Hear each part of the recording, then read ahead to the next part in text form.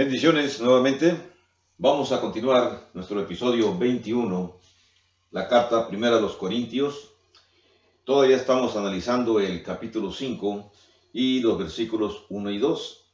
En el video anterior estábamos viendo algo acerca de que el sincretismo en la congregación, la mezcolanza de asuntos o de cosas de la cultura del mundo y cosas de la cultura de Dios no deben de mezclarse. En pocas palabras, la cultura divina, lo ideal es que esté totalmente separada de la cultura del mundo. La iglesia tiene, les decía a ustedes, tiene una ética, tiene un propósito, tiene una constitución, tiene un rumbo ya señalado, tiene una meta, tiene una conciencia corporativa como iglesia, como congregación, y tiene un perfil bien definido. Porque esas cosas que la iglesia tiene son las que expresan, las que controlan la esencia de lo que es la congregación, lo que es la comunidad. Por supuesto, también el mundo tiene su ética, tiene su propósito, tiene su constitución, tiene su rumbo, tiene sus ideales, sus metas, sus conciencias, su perfil, características que el mundo conserva. Pero lo ideal, lo correcto es excluirnos mutuamente. La iglesia no puede estar dentro del mundo y el mundo no puede estar dentro de la iglesia, sino que tienen que excluirse total y completamente. Pero infortunadamente miramos en la carta a los Corintios que esta cuestión ha fracasado, porque en la iglesia han sucedido esto que le llamamos los puntos de encuentro. Y vamos a volver a mencionar estos puntos de encuentro en los cuales la iglesia y el mundo se encontraron. Y comenzando con el capítulo 5, precisamente, como dije en el video anterior, el asunto de la inmoralidad que se presenta en el capítulo 5, el asunto de los litigios que se presenta en el capítulo 6, la cuestión del divorcio que se presenta en el capítulo 7, la cuestión de la inmundicia presentada en el capítulo 8, el asunto de ciertas preferencias por personalidades presentadas en el capítulo 9, lo licencioso, la licencia que hay en el capítulo 10, las cuestiones de la Santa Cena en el capítulo 11 y la discusión que existe acerca de los dones en los capítulos 12, 13 y 14. Ahora, les decía en el video anterior, muy rápido casi al finalizar, que lo imperativo, lo importante es continuar el desarrollo de la conciencia corporativa de la congregación, de la conciencia de que somos un cuerpo diferente a lo que el mundo considera como un cuerpo. No somos un cuerpo social en el sentido mundano. Sí es verdad, somos un cuerpo social, pero tenemos nuestras características muy específicas.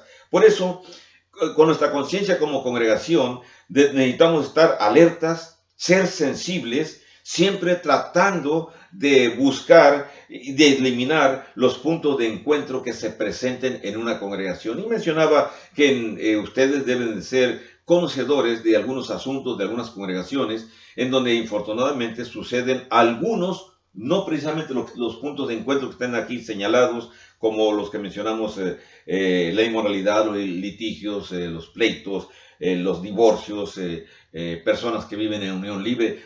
Hay más cosas que no se mencionan, pero que necesitamos estar nosotros listos y atentos para tratar de, con toda la conciencia de colectividad que tenemos, tratar de eliminar esos puntos de encuentro, tratar de disuadir, tratar de borrar de la congregación, quitar de la congregación lo que manche a la congregación. Por eso, y les decía al final del video 20, ¿cómo podemos medir una congregación? Y la forma en que podemos medirla es por su cercanía al mundo. Mientras más cerca está del mundo, menos espiritual es. Mientras más cantidad de puntos de encuentro, para no mencionar pecados, pero ustedes sé que lo entienden, mientras más pecados estén escondidos en su seno, más cercanos están al mundo. Y entonces, esas cosas que pasan en la congregación son circunstancias para que la congregación se encuentre de luto, así como Pablo lo dijo en el versículo, déjenme ver aquí, versículo 5, bueno, versículo 2 dice, y vosotros estáis envanecidos, ¿no debierais más bien haberos lamentado? La palabra lamentado es tener lamentos o estar de luto. ¿No deberíamos también nosotros lamentar si acaso hay situaciones incorrectas en la congregación? Esas cosas incorrectas en nuestra congregación deben ser causas para estar de luto, para estar lamentando. Penteín es la palabra griega. Y ahora vamos a continuar para darle una finalización a esta sección de lo que estamos viendo. Las interpretaciones a esos puntos de encuentro. Miren, los puntos de encuentro que ya mencionamos hace rato, hay dos, ¿cómo decirles? Dos clases de interpretaciones, dos cosas que necesitamos considerar, que necesitamos tomar en cuenta. Un grupo o algunas personas, cuando suceden esas cosas en Corinto, dice Pablo, dice, algunos están envanecidos, pero otros, más bien Pablo le dice, ¿no deberían más bien lamentarse o estar de duelo? Generalmente las congregaciones hispanas, en los grupos que nosotros conocemos, se polarizan fácilmente. Y fácilmente se forman grupos, unos por empatía, por simpatía, por apoyo moral, se encuentran con las gentes negativas. Y entonces minimizan las acciones o minimizan los puntos de encuentro, como menciono aquí, o minimizan los pecados, no los consideran muy importantes y al contrario hasta se sienten, vamos a decir, un poco de orgullo porque el hermano o la hermana ha cometido un pecado, pero pues de todos modos la aceptamos dentro de la congregación. Porque el hermano o la hermana lo hicieron, pero para mí me es indiferente porque yo no me meto, porque al fin y al cabo en la congregación cada quien vamos a ser juzgados independientemente. O también decimos, bueno, cada quien es libre de hacer lo que quiere y dele sus cuentas a Dios y somos tolerantes o algunos incluso llegamos a mostrar compatibilidad con esas circunstancias. Entonces, cuando eso sucede en una congregación, queda perfectamente clara la frase que Pablo dice, cuando dice, verso 2, dice, vosotros, claro, la acusación es para toda la congregación de Corinto, vosotros estáis envanecidos. ¿No debería más bien estar lamentándose? Lamento o duelo significa no debería darles vergüenza por la situación que está pasando, es la pregunta que Pablo hace a los corintios. No deberán sentir inquietud por lo que está sucediendo, considerando que una manzana podrida puede podrir al resto de las manzanas. No deberían de rechazar a esa circunstancia que ha acontecido. No deberán sentir aversión por lo que está aconteciendo en la congregación. Son las preguntas que Pablo está presentando en el versículo 2 cuando dice otra vez, no deberíais más bien haberos lamentado para que fuese quitado de en medio de vosotros el que cometió tal acción. Obviamente se requiere de ejecutar una acción.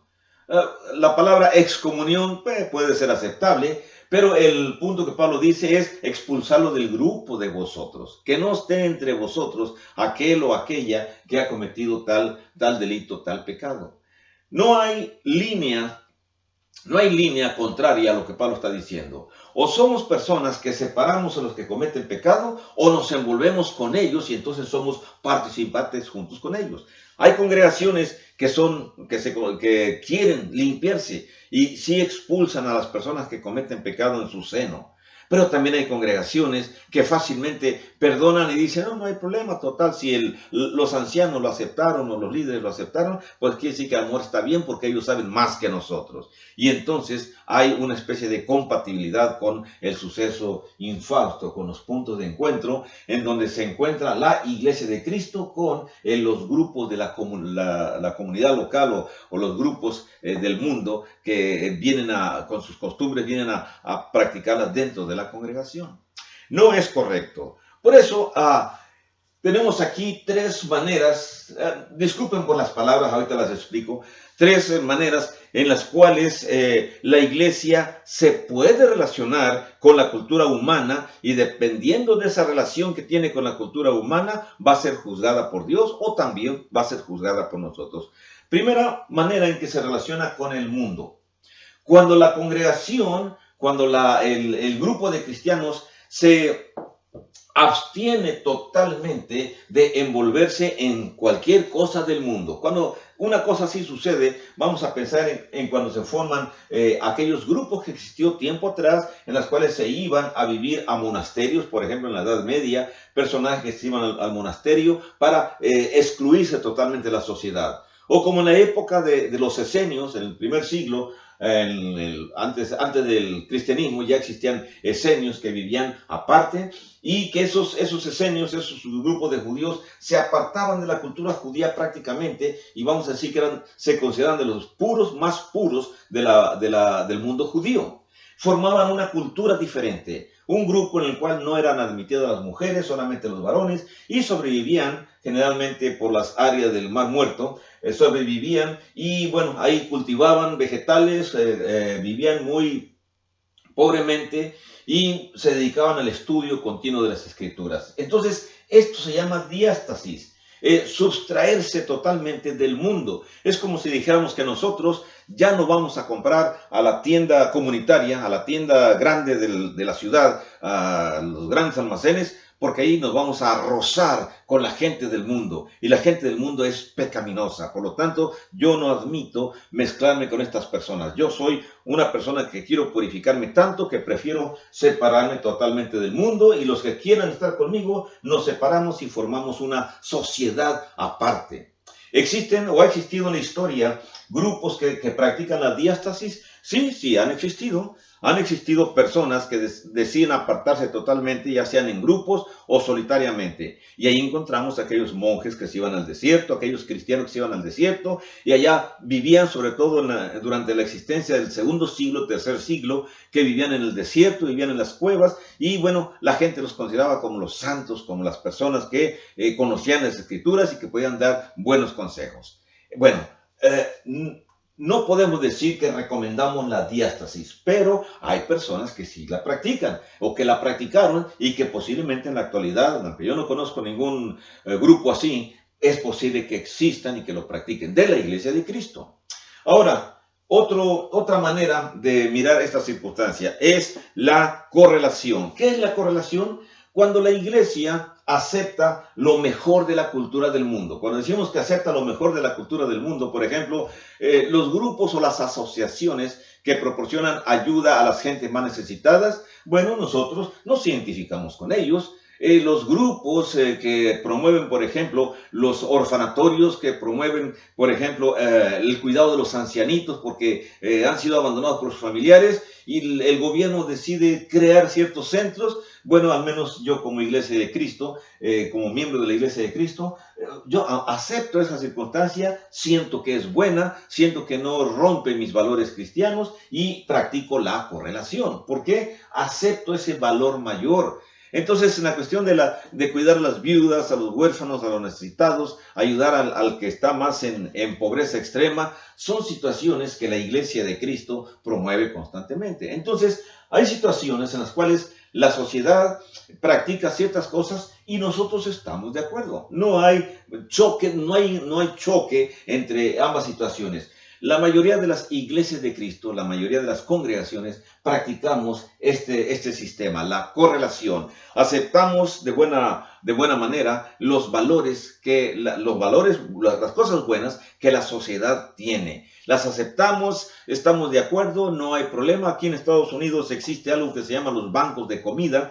Son lugares donde las grandes empresas envían alimentos ya caducados o a punto de caducarse, a punto de finalizar su tiempo son buenos para alimentarse, pero como se conservan bajo condiciones de congelamiento, entonces están son de buena calidad, sí se consumen casi inmediatamente. Entonces existen esos grupos sociales del gobierno en donde se proporcionan alimentos gratuitos y muchas iglesias de Cristo son incluso receptores de esos alimentos para dárselos a la sociedad más desvalida, a otras gentes más que están en desigualdad social con el resto. ¿Practica la iglesia esto? Sí, no nos afecta en gran cosa. Conozco muchas iglesias que así, muchas congregaciones que así lo hacen. Y por último tenemos otra sección. La iglesia que se identifica totalmente con los valores del mundo, en todos los aspectos. Cuando una iglesia de Cristo acepta todo, se identifica totalmente con todos los valores, es cuando existe una distorsión total y completa de lo que es la iglesia de Cristo y la sana distancia que debe tenerse hacia las cuestiones del mundo. Y entonces, sinceramente, cuando una iglesia de Cristo, una congregación de la iglesia de Cristo se identifica totalmente con el mundo, acepta totalmente todas las cosas que el mundo proporciona, esta iglesia de Cristo deja de ser, en mi concepto otra vez humilde, deja de ser la iglesia de Cristo y simplemente es un grupo religioso más, se convierte en una secta más que tiene identificación, mucha identificación con la gente del mundo. Pero todavía hay algunas iglesias que se autoidentifican en sus edificios como iglesias de Cristo, pero que practican esta circunstancia. Bueno, infortunadamente no vamos a tapar el sol con un dedo, sí existen. Existen iglesias que tienen música instrumental, existen iglesias que, bueno, practican cosas que los demás grupos de la iglesia de Cristo no estamos de acuerdo. Pero también les respetamos vamos a decir, su independencia, su individualidad, y simplemente son un grupo que existe y subsiste en la sociedad. Particularmente, existemos un grupo mayoritario de personas, de miembros de la Iglesia de Cristo, que practicamos la correlación. Ahora, esto es interesante porque la comunidad, la Iglesia de Cristo, la comunidad, la congregación que recibió esta carta por parte de Pablo, bueno, recibe esta información.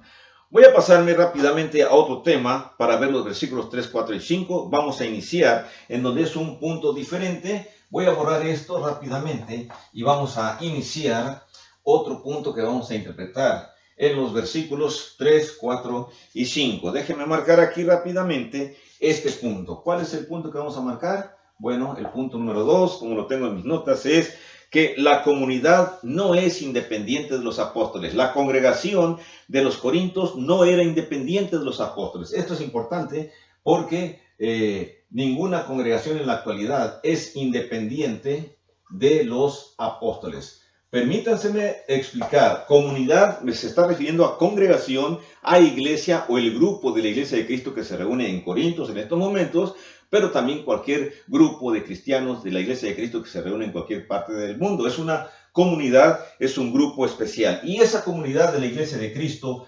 no es independiente de los apóstoles. Si fuera independiente de los apóstoles, entonces tendría su propia autoridad, como muchísimos grupos sectarios. Pero la iglesia de Cristo no es independiente, sino que somos dependientes precisamente de los apóstoles y tenemos que mantener esa dependencia. Apóstoles. Muy bien. Y vamos a tomar en cuenta los versículos del 3 al 5, de donde vamos a sacar esta información. Bien. Vamos a mirar, a dar una lectura a los versículos 3, 4 y 5. Dice así: ciertamente yo, como ausente en cuerpo, pero presente en espíritu, ya como presente he juzgado al que tal cosa ha hecho. En el nombre de nuestro Señor Jesucristo, reunidos vosotros y mi espíritu, con el poder de nuestro Señor Jesucristo, el tal sea entregado a Satanás para destrucción de la carne, a fin de que el espíritu sea salvo en el día del Señor Jesús. ¿Qué encontramos en esta sección que Pablo escribe a los Corintios? Bueno, encontramos lo siguiente y vamos a analizarlo.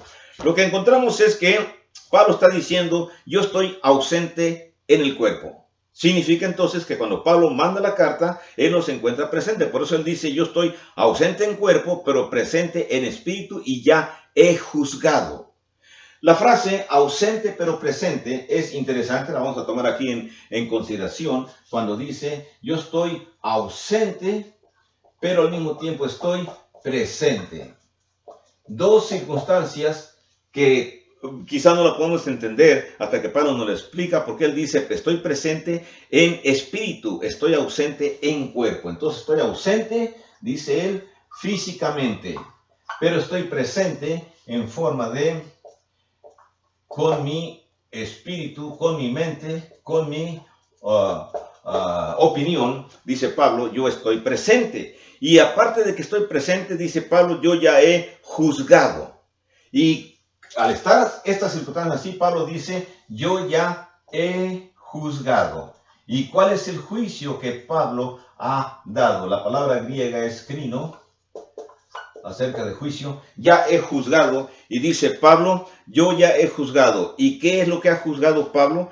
Lo que ha juzgado él es que se separe la persona. Él ya ha determinado, ya ha elegido lo que significa crino, ya ha determinado, ha elegido, ha juzgado, ha separado, ha apartado. Para Pablo ya ha surgido cuál es la respuesta. ¿Cuál es? Ya debe de separarse esa persona de la congregación. Pero vamos a ver las implicancias de lo que significa esta cuestión de Pablo. Está ausente en cuerpo, pero está presente en espíritu, y él ya ha juzgado.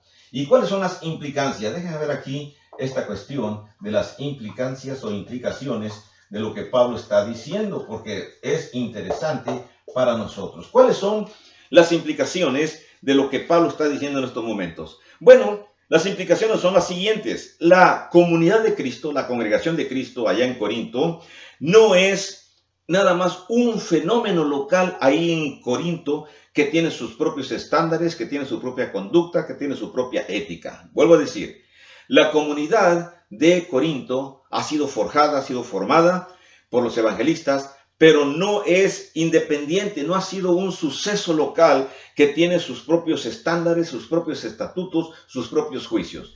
No es así, sino que esa congregación de Corinto tiene que sujetarse precisamente a los apóstoles. Así que la carta de privilegio que tienen los apóstoles al ser llamados, que tienen los corintios al ser llamado precisamente, al ser llamado congregación, esa carta, ese nombramiento de ser llamado, como el capítulo 1, versos 1 y 2 dice, los santos, los escogidos, esa calificación viene directamente de los apóstoles.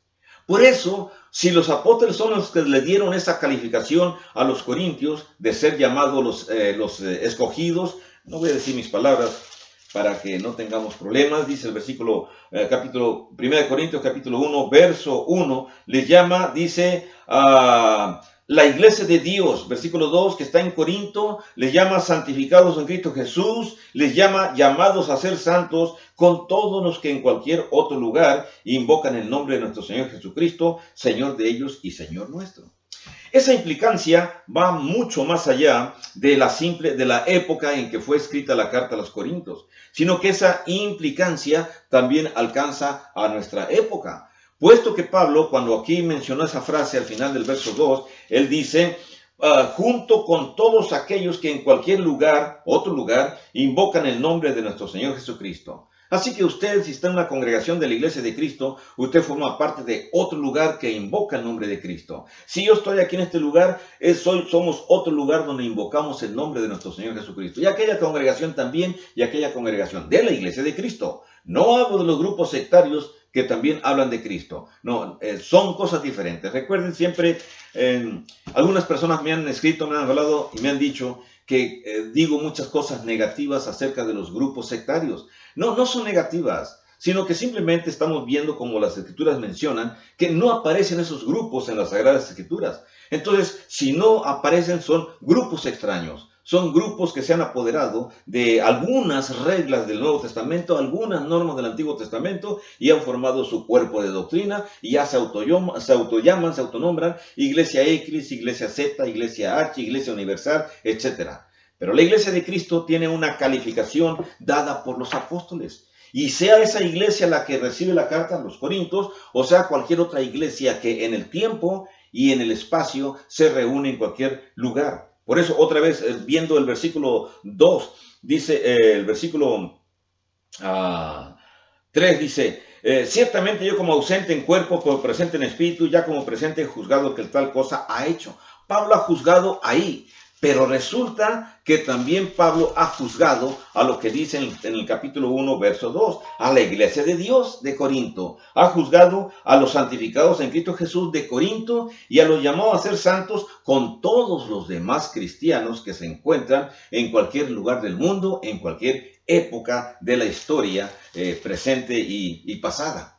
Así que esto es interesante, es importante, porque realizar eso, entender eso, va a negar automáticamente que los apóstoles sean independientes de las congregaciones. Otra vez, aceptando esta circunstancia, vamos a tener que negar que los apóstoles son independientes de las congregaciones. Por lo tanto, cualquier congregación de la Iglesia de Cristo en la actualidad tiene que hacer su interpretación en regional donde se encuentra, o su interpretación provincial donde se encuentra, o estatal en cualquier parte del mundo, tiene que hacerla su interpretación siguiendo la normatividad que los apóstoles han propuesto. No se puede interpretar fuera de lo que los apóstoles han interpretado. No se pueden decir otras cosas fuera de lo que nuestro Señor Jesucristo ha dicho. Entonces vamos a interpretar las cosas del Nuevo Testamento de acuerdo a como los apóstoles nos enseñan, de acuerdo a como nuestro Señor Jesucristo nos ha dicho. Otra vez, la implicancia de lo que estamos viendo en estos momentos es que ninguna iglesia, ninguna congregación puede decir que tiene independencia de los apóstoles. Los apóstoles, los nombrados en el Nuevo Testamento, son los únicos que existieron en aquella época y son los únicos que existen en esta época. No hay más apóstoles.